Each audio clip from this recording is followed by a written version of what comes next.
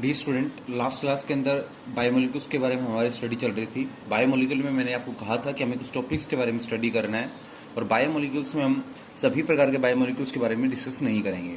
हमें इस चैप्टर में एक तो किसके बारे में पढ़ना, मैंने बताया था आपको कार्बोहाइड्रेट्स के बारे में स्टडी करना है, एक आपको किसके बारे में स्टडी करना है, प्रोटीन्स के बारे में स्टडी करना है, और एक आपको इसमें बेटा न्यूक्लिक एसिड्स के बारे में स्टडी करना था। लास्ट क्लास में मैंने किसके बारे में बात की थी, न्यूक्लिक एसिड्स के बारे में बात की थी।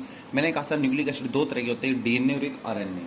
फिर हमने इसकी किसकी बात की थी बेटा, ये किसी से मिलकर बने होते हैं, तो आपको बताया था कि चाहे डीएनए हो चाहे आरएनए हो, इनमें सिर्फ तीन सब्सटेंसेस प्रेजेंट होते हैं। एक कौन सा होता है आपके पास है, पेंटोस शुगर, एक क्या होता है फोस्फोरिक एसिड, और एक होते हैं हिट्रोजीनियस बेसिस होते हैं। पेंटोस शुगर दो टाइप की होती है, एक तो होती है राइबोज शुगर, एक होती है 2-डीऑक्सी शुगर।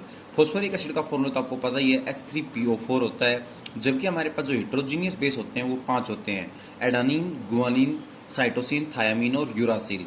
देखो एडानिन, गुआनिन और साइटोसिन तो आरएनए में प्रेजेंट मिलेंगे और डीएनए में प्रेजेंट मिलेंगे। जो थायमिन है वो सिर्फ किस में पाया जाता है बेटा, डीएनए में पाया जाता है, और यूरासिल सिर्फ किस में पाया जाता है, आरएनए में पाया जाता है। उसके बाद मैंने इसका स्ट्रक्चर बताया था, डीएनए का कैसा होता है, आरएनए का स्ट्रक्चर कैसा होता है, ये बात हो गई थी। फिर डीएनए में लास्ट टॉपिक था वो रेप्लिकेशन भी आपको पढ़ा दिया था। केमिस्ट्री ये कहती है सर, डीएनए में रेप्लिकेशन के बाद एक और प्रॉपर्टी होती है डीएनए की, वो क्या होती है, सिंथेसिस ऑफ प्रोटीन। देखिएगा हमारी बॉडी के अंदर केमिस्ट्री ये कहती है कि प्रोटीन है ना, वो मैं आपको पढ़ाऊंगा आगे। प्रोटीन्स में प्रोटीन किससे मिलकर बने होते हैं, अल्फा अमीनो एसिड से मिलकर बने होते हैं। टोटल हमें लगभग मोस्ट ऑफ द केसेस में 20 अल्फा अमीनो एसिड्स की क्या होती है, जरूरत होती है। ये 20 अल्फा अमीनो एसिड मिलकर क्या बनाते हैं बेटा, प्रोटीन बनाते हैं। 20 में से 10 अल्फा अमीनो एसिड हमारी बॉडी क्या कर लेती है बेटा, खुद सिंथेसाइज कर लेती है, मतलब खुद बना लेती है।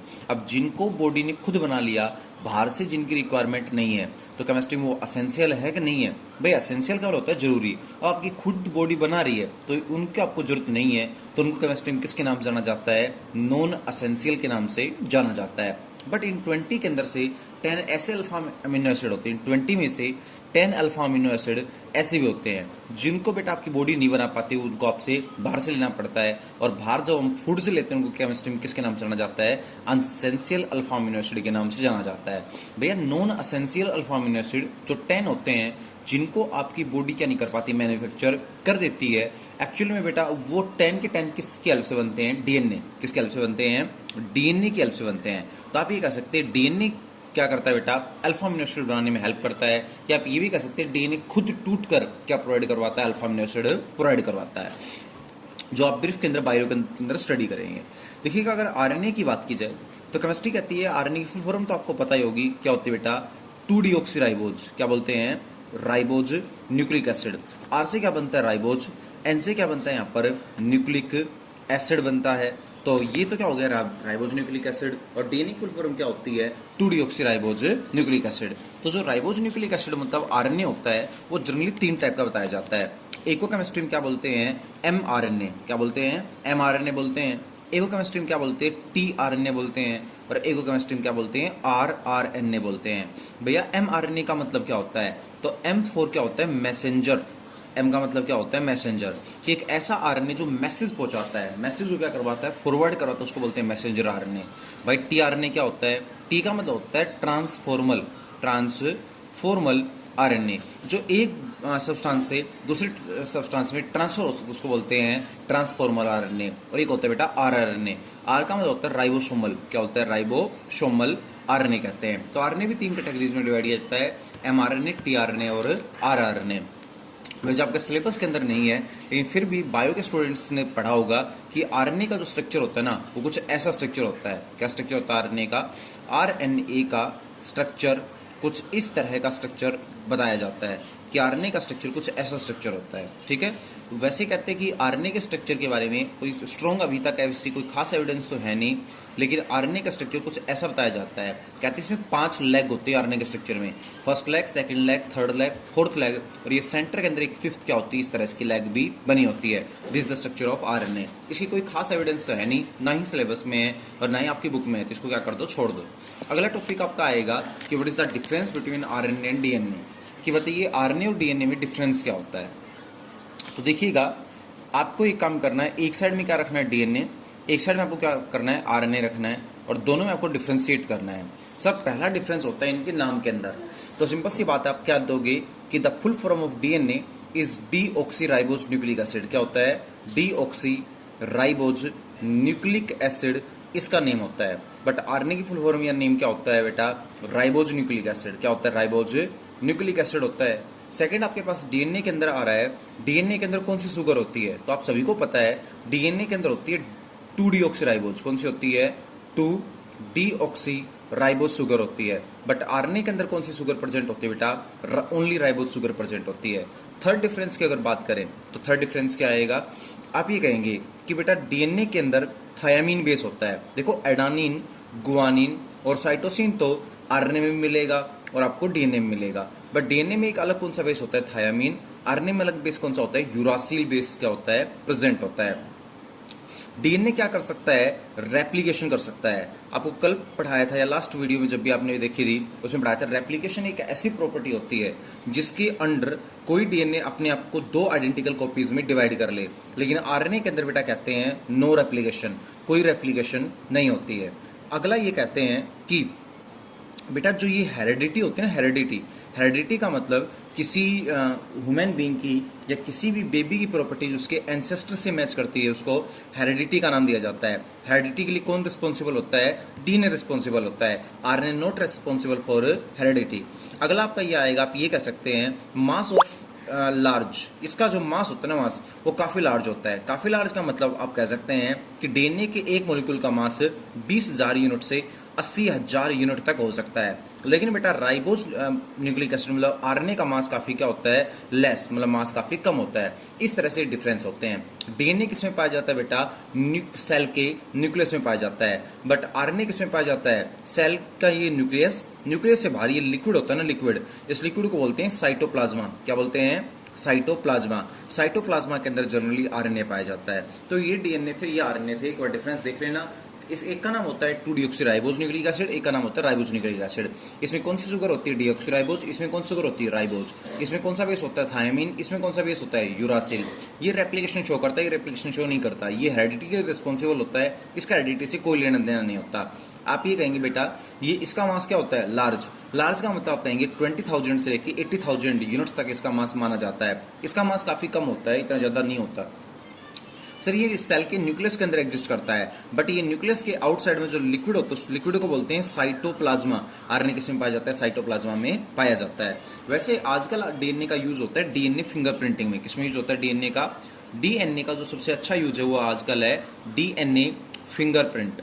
भाई फिंगरप्रिंटिंग का मतलब हो गया कि हर बॉडी के या हर लिविंग बीइंग के डीएनए क्या होते हैं? अलग होते हैं। तो जिस तरह से पहले लोगों को आइडेंटिफाई करने के लिए फिंगरप्रिंट की हेल्प लेते थे, आजकल लोगों को आइडेंटिफाई करने के लिए किसकी हेल्प लेते हैं? डीएनए की हेल्प लेते हैं। क्योंकि आपने कई बार न्यूज़पेपर्स वगैरह में पढ़ा होगा कि जब कोई सीरियस या बड़ा ब्लास्ट हो जाता है, तो जब भी कोई सीरियस या बड़ा ब्लास्ट होता है और ह्यूमन बींग्स को काफ़ी नुकसान पहुंचता है, तो बेटा इतना ज़्यादा नुकसान हो जाता है, बॉडी के इतने टुकड़े हो जाते हैं कि बॉडी को आइडेंटिफाई नहीं किया जा सकता। तो क्या करते हैं? बॉडी को आइडेंटिफाई करने के लिए किसकी हेल्प लेते हैं? डीएनए की हेल्प लेते हैं। उस बॉडी के हेयर से, सैंपल से, ब्लड वगैरह से डीएनए निकाला जाता है। उस डीएनए को जो पेरेंट्स हैं उनके इस डीएनए से मैच किया जाता है। अगर डीएनए मैच हो गया तो कहते हैं कि these are the parts of that human being, और डीएनए मैच नहीं हुआ तो कहेंगे किसी और के पार्ट है। तो भाई कोई मान लो सीरियस ब्लास्ट हो जाए, कई लोगों के भाई पार्ट्स में कन्वर्ट हो जाएं काफी लोग, तो सिंपल सी बात है वो आइडेंटिफाई नहीं कर पाएंगे कौन सा पार्ट किसका है। तो कौन सा पार्ट किसका वो आइडेंटिफाई करने के लिए डीएनए की हेल्प ली जाती है, that is known as DNA fingerprint. आजकल क्या करते हैं क्रिमिनल्स का भी, पहले तो सिंपल फिंगरप्रिंट यूज होते थे, बट आजकल क्रिमिनल्स में भी क्या यूज किया जाता है? डीएनए फिंगरप्रिंटिंग ही यूज होती है। तो यहाँ से आपका न्यूक्लिक एसिड का टॉपिक लगभग पूरा होता है।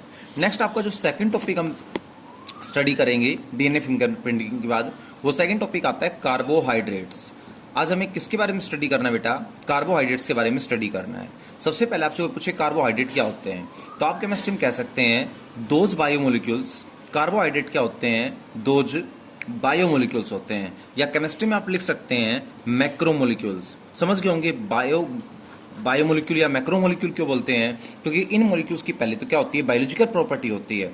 जिन केमिकल कंपाउंड्स की बायोलॉजिकल प्रॉपर्टी हो उनको बायोमोलिक्यूल कहा जाएगा। इनको मैक्रोमोलिक्यूल क्यों बोलते हैं? Because their size is very large. इनका साइज बहुत ज्यादा लार्ज होने के कारण इनको केमिस्ट्री में किसके नाम से जाना जाता है? मैक्रोमोलिक्यूल्स के नाम से भी जाना जाता है। केमिस्ट्री कहती है कि those biomolecules or macromolecules which are responsible for growth, जो किसके रेस्पॉन्सिबल होते हैं बेटा, ग्रोथ, मेंटेनेंस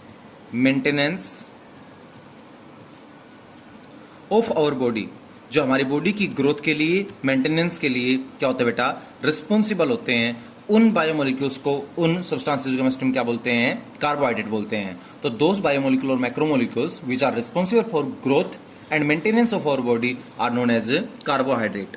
केमिस्ट्री में कोई पूछे कार्बोहाइड्रेट के सर एग्जांपल क्या होते हैं, तो आपको पता है सर ग्लूकोज क्या एक कार्बोहाइड्रेट है, फ्रक्टोज क्या है, एक कार्बोहाइड्रेट है, सुक्रोज क्या होता है, एक कार्बोहाइड्रेट कहलाता है। आप बेटा क्या करते हैं, आलू खाते हैं, आलू मतलब पोटैटो जो आप खाते हैं उसके अंदर भी क्या प्रेजेंट होते हैं, कार्बोहाइड्रेट प्रेजेंट होते हैं। आप खाना खाते हैं उसके ब्रेड्स में, रोटियों के अंदर भी क्या होते हैं, कार्बोहाइड्रेट प्रेजेंट होते हैं।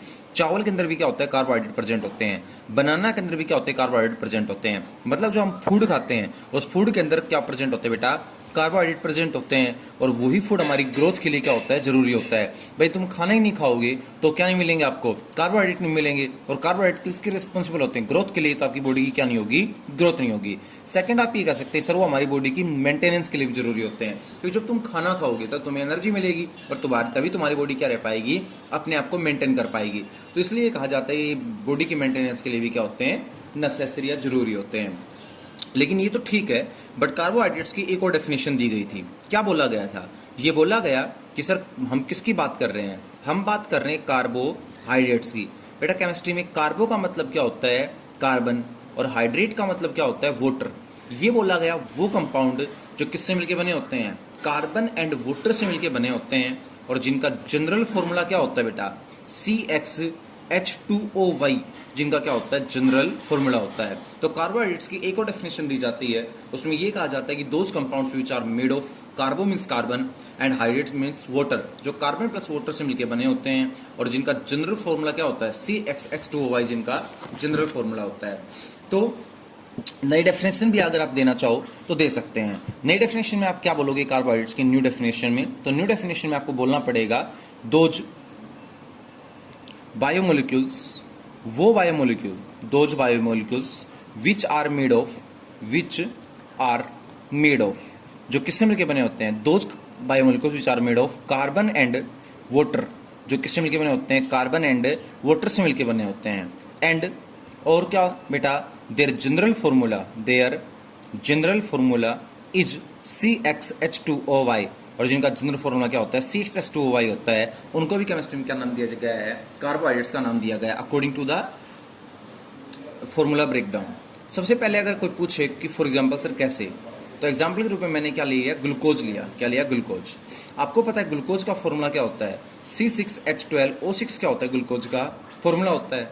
बेटा मैं अगर यहाँ पर 6 कॉमन ले लूँ तो भैया C6, यहाँ से 6 कॉमन ले लो, यहाँ से 6 कॉमन ले लो, बताओ अंदर क्या बचेगा, 12 में से 6 गया, कितना बच गया 2, 6 में 6 गया, कितना बच गया 1, और 6 यहाँ पर क्या ले लिया, कॉमन ले लिया। अब ढंग से देख के बताओ कि आपका ग्लूकोज तुम्हें क्या दिखाई दे रहा है, किससे मिलकर बना हुआ है, कार्बन से, और किससे मिलकर बना हुआ है, वाटर से।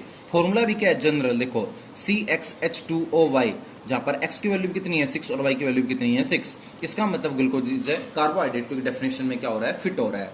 सेकंड अगर आपसे कोई पूछे कि सर बताओ सुक्रोज एक कार्बोहाइड्रेट है कि नहीं है, तो सुक्रोज का फॉर्मूला आपको पता होना चाहिए, C6C12H22O11 सुक्रोज का फॉर्मूला होता है। बेटा अगर मैं इसमें से 11 कॉमन ले लूँ तो आगे तो कितना बच गया 12, बट 22 में से 11 गया, कितना बच गया 2, 11 में से 11 कॉमन गया, बाहर कितना बच गया 1, और यहाँ 11 क्या आ गया, कॉमन आ गया। फॉर्मूले को देखते हुए तुम्हें क्या लग रहा है बेटा, एक तो किससे मिलकर बना हुआ है, कार्बन से, और एक किससे मिलकर बना हुआ, वाटर से। एक ऐसा सब्सटेंस जो कार्बन प्लस वाटर से मिलकर बना होता है, और इसका जनरल फॉर्मूला क्या होता है, CxH2OY होता है। x की वैल्यू कितनी है 12, और y की वैल्यू कितनी है 11। केमिस्ट्री में इसको भी क्या नाम दिया जाएगा, कार्बोहाइड्रेट का नाम दिया जाएगा। तो आपके ये क्या होते हैं, कार्बोहाइड्रेट होते हैं जो डेफिनेशन में अप्लाई होते हैं। ठीक है, तो कार्बोहाइड्रेट्स के बारे में क्या, कार्बन प्लस वाटर से मिलकर बने होते हैं, और जिनका जनरल फॉर्मूला CxH2OY होता है उनको कार्बोहाइड्रेट बोलते हैं। For example glucose, sucrose and कई और चीज़ें भी होती हैं।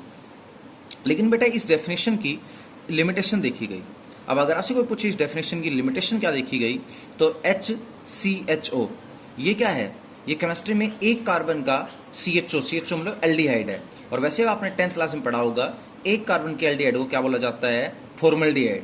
क्या बोला जाता है, फॉर्मल्डिहाइड। और 11th में आईयूपीएसी नोमेनक्लेचर में पढ़ा होगा, वैसे क्या बोलते हैं, मिथेनॉल, क्योंकि there is a one carbon, तो मीथ, सिंगल बॉन्ड क्या बोला जाएगा, एन, और बेटा एल्डिहाइड के लिए क्या बोला जाएगा, al. This is known as methanol. अब बात ये कि इसको मैं अगर थोड़ा सा अच्छी तरह से लिखूं तो एक कार्बन तो आगे लगा दिया, एक और एक कितने हाइड्रोजन लगा दिए, 2 हाइड्रोजन, और एक क्या कर दिया, ऑक्सीजन। मतलब एक कार्बन, 2 हाइड्रोजन और एक ऑक्सीजन। आप सोच के बताओ ये किससे मिलकर बना होता है, कार्बन प्लस वाटर से मिलके क्या होता है, बना होता है। तो एक ऐसा सब्सटेंस जो कार्बन प्लस वाटर से मिलके बना होता है, और जिसका जनरल फॉर्मूला किससे मैच करता है, CxH2O से जिसका जनरल फॉर्मूला मैच करता है, उनको केमिस्ट्री में किसके नाम से जाना जाता है, कार्बोहाइड्रेट्स के नाम से जाना जाता है। तो these are known as carbohydrate. ये कार्बोहाइड्रेट कहलाएगा क्योंकि डेफिनेशन को फॉलो कर रहा है, कार्बन भी है, वाटर भी है, जनरल फॉर्मूले से क्या कर रहा है, मैच भी कर रहा है, तो इसका मतलब ये कार्बोहाइड्रेट होना चाहिए। बट जब चेक करते हैं तो this is not a carbohydrate. अब सोच के बताओ यार एक बात, कार्बोहाइड्रेट है नहीं, बट कार्बोहाइड्रेट की डेफिनेशन को फॉलो कर रहा है, तो इसका मतलब डेफिनेशन में कोई ना कोई क्या है, प्रॉब्लम है। तो इसका मतलब है कि तो कार्बोहाइड्रेट्स की डेफिनेशन इस वजह से ये रिजेक्ट करनी पड़ी, ये वाली डेफिनेशन, कि वो सब्सटेंसेस जो कार्बन प्लस वाटर से मिलकर बने होते हैं और जिनका जनरल फॉर्मूला CH2O होता है, उस डेफिनेशन को फॉर्मल्डिहाइड की वजह से तो रिजेक्ट करना पड़ा। एक और एग्जाम्पल आप देख सकते हैं, मान लो मैं यहाँ पर एग्जाम्पल ले लूँ, CH3COOH ले लूँ, मैंने एक ये एग्जाम्पल ले लिया। बेटा इसको अगर मैं कंबाइंड फॉर्म में लिखूंगा तो कार्बन कितने हैं, 2, हाइड्रोजन कितने हैं, 4, और ऑक्सीजन कितना है, 2। मैंने कितने कार्बन लिए, 2 तो कार्बन, यहाँ से भी 2 कॉमन ले लूँ, यहाँ से भी 2 कॉमन ले लूँ, तो 2 कॉमन आ गया, अंदर क्या बच गया, H2O। अब आप खुद सोच के दोबारा से बताओ, सर कार्बन प्लस किससे मिलकर बना हुआ है, H2 मतलब वाटर से मिलकर बना हुआ है। जनरल फॉर्मूला क्या है बेटा, CxH2O क्या है जनरल फॉर्मूला, x की वैल्यू भी कितनी है, 2, और y की वैल्यू भी कितनी है, 2, मतलब x की वैल्यू भी 2 और y की वैल्यू भी 2 है। इसका मतलब जो ये मॉलिक्यूल है, इसको आपको पता है क्या बोलते हैं, एसिटिक एसिड। क्या बोलते हैं, एसिटिक एसिड बोलते हैं। और ये एसिटिक एसिड कार्बोहाइड्रेट की डेफिनेशन को फॉलो कर रहा है, तो ये कार्बन प्लस वाटर से मिलके बना हुआ है। जो सब्सटेंस कार्बोहाइड्रेट की डेफिनेशन को फॉलो करे वो क्या होना चाहिए, कार्बोहाइड्रेट। पर जब चेक किया जाता है तो it is also not a carbohydrate, ये भी कार्बोहाइड्रेट नहीं होता है। अब क्या करें यार, डेफिनेशन को दोनों सब्सटेंसेस फॉलो करने हैं और कार्बोहाइड्रेट है नहीं, इसका मतलब कहीं ना कहीं डेफिनेशन में ही क्या है, प्रॉब्लम है। इस वजह से इस डेफिनेशन को क्या किया गया बेटा, रिजेक्ट किया गया। तो कार्बोहाइड्रेट्स की डेफिनेशन रिजेक्ट कर दी, और इस डेफिनेशन के ऊपर पता है क्या लिख दिया गया, ओल्ड डेफिनेशन। क्या लिख दिया गया, ओल्ड। ओल्ड का मतलब ये पुरानी डेफिनेशन है और इसमें जो डाटा जो वो एग्जैक्ट नहीं है, तो कार्बोहाइड्रेट्स की नई डेफिनेशन बताई गई। नई क्या बताई गई, कल बात करेंगे।